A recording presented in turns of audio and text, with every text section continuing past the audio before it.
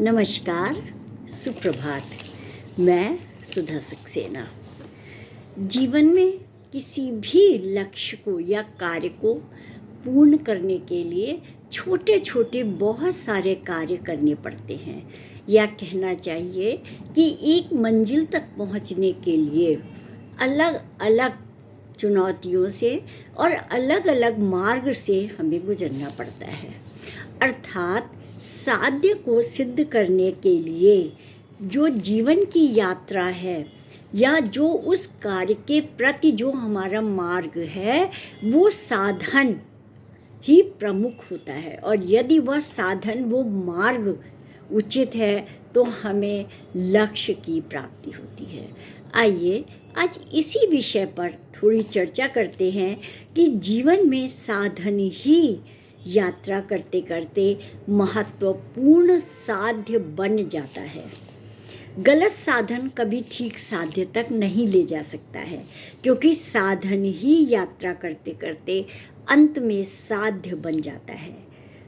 और यदि कोई सोचता हो कि मैं घृणा के साधन का उपयोग करके प्रेम का साध्य पा लूं, तो यह असंभव है। वह घृणा के साधन से चलकर अंततः वह घृणा पर ही पहुंचेगा। और वह यह सोचता हो कि मैं हिंसा के साधन से चल करके अहिंसा की दुनिया बसा लूँगा, तो ये भी बिल्कुल गलत है।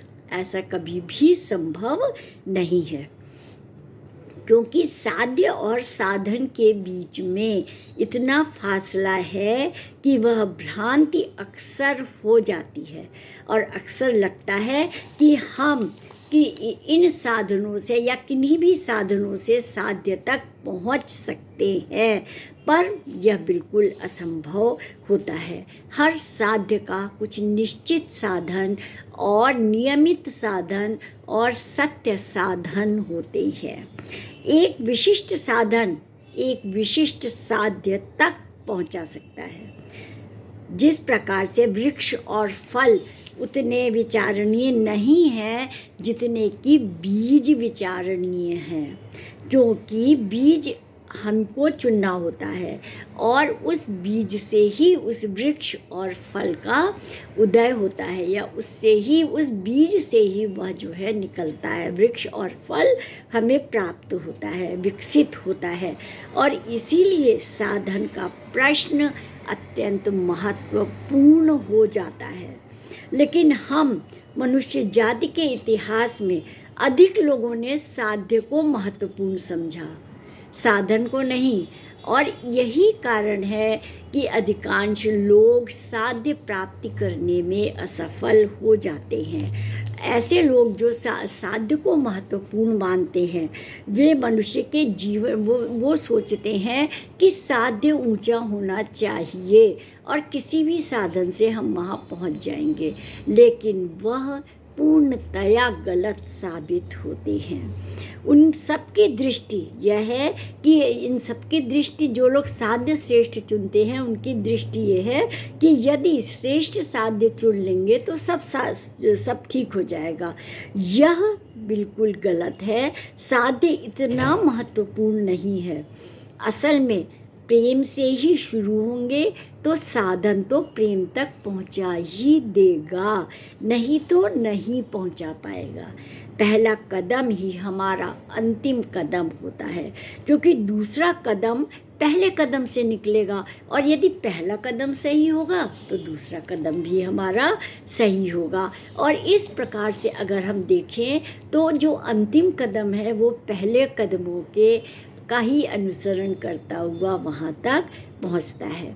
तो इस प्रकार से अगर हम देखें तो साध्य से ज़्यादा मूल्यवान साधन है, और हमें साधन का ही मूल्यांकन करना चाहिए। साधन जो हम चुनेंगे वही कल हमारा साध्य हो जाएगा।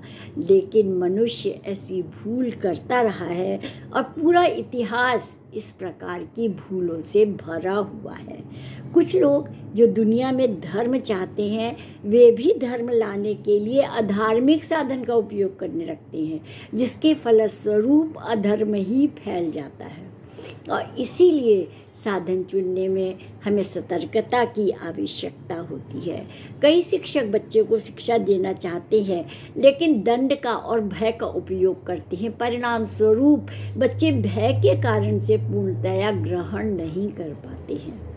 तो इस प्रकार से अगर हम देखें तो जीवन में जो भी कार्य हम करते हैं, हमारा साधन ही प्रमुख हमें समझना चाहिए। वही सत्य, उचित और नियमित होना चाहिए ताकि हम अपने साध्य को प्राप्त कर सकें। तो आज इतना ही। आप सब ने मेरे चैनल को लाइक और सब्सक्राइब किया है, उसके लिए आप सबका अतिशय धन्यवाद। नमस्कार।